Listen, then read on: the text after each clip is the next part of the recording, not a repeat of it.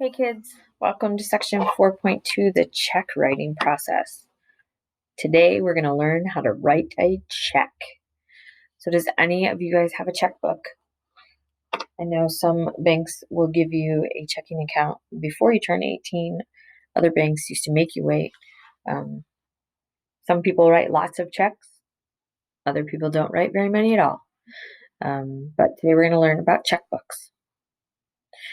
So when you open a checking account at a bank, you deposit checks and currency into the account, and then you can write checks on the account. So the checking account is a deposit account held at a bank that gives you convenient access to your money.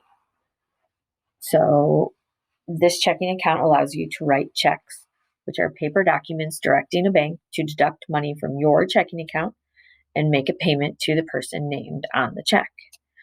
Your account must contain as much money as the amount of the check you are writing so that you do not overdraw your account. So if you only have $100 in your account and you write a check to your neighbor for $200, well, that's going to not go through. That's going to overdraw your account when you try to write a check for more money than you have. So if you overdraw, your account does not have enough funds to pay a check you wrote. A returned check is sometimes called an overdraft. A lot of banks will actually charge you every time you write a check that cannot be used for whatever reason.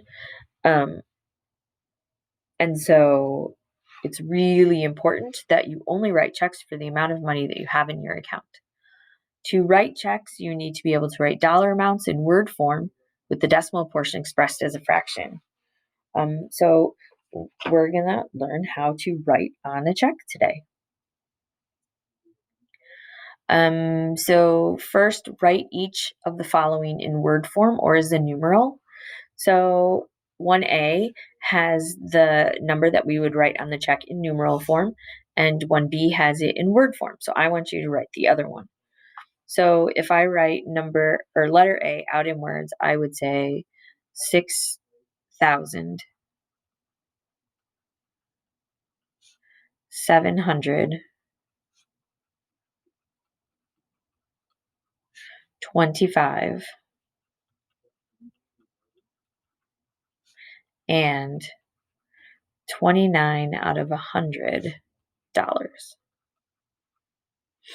So the 0.29, that's the cents, and we know that's 29 cents, and it's out of 100 pennies, and so the fraction would be 29 over 100. Notice that it's not like the word and is there in between. When you're writing decimals into words, the word and is usually where the decimal is. Okay, if we look at letter B, we're going to go backwards. So this is 30, and that's your decimal, 20 over $100. Okay, number 2, your name is Sarah Kent. Complete check number 429. The date is January 4th, 2013. Make the check payable to Ace's Nail Salon for $35.99. This check is payment for a manicure. All right, so your name is Sarah Kent, so that goes in this bottom line. This bottom line goes Sarah Kent, and you're supposed to sign in cursive. Let's see, check number 429. The check number goes up here in the right-hand corner. The date goes below that, January 4th, so 1/4/13. You can write the date in numbers. You can write it, with the word January spelled out. Make sure you have the year, okay? Don't just put the month and the date. Make the check payable to Ace's Nail Salon. So Ace's Nail Salon. Usually people write in cursive on checks. The amount is $35.99. That goes in this box. The dollar sign is already there. One thing you also want to make sure you remember is try to write your dollar amount in the box as close as you can to the dollar sign. If you leave a gap in between It might be tempting for someone to write an extra number or two, and it could easily be forged as well on the line here. So just be careful. This check is payment for a manicure. That goes in the memo. Some people use the memo like crazy to keep track of stuff. Other people don't put anything down there. I personally don't really write anything down there. I guess if you're paying a bill, you might write the account number of your account at that utility company, but otherwise a lot of people leave it blank. Okay, the only thing we have left to do is we need to fill in this long line. That's what we did when we practiced 1A up here, is writing it in words. So I need to write 35, and you should be writing this in cursive.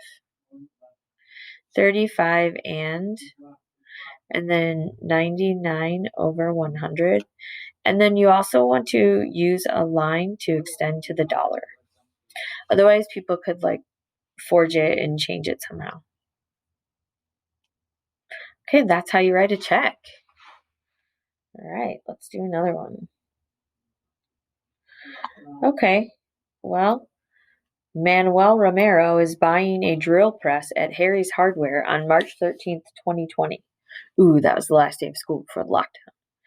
The cost is $165.52. He is going to write a check. Answer the following questions. To whom is the check payable? Well, if you look over here, his check is payable to the order of Harry's Hardware.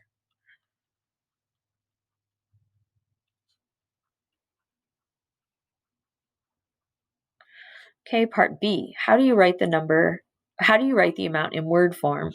Fill this information in on the check. So the amount is $165.52. So that would be 165 and 52 over 100. Okay, so we did that over there.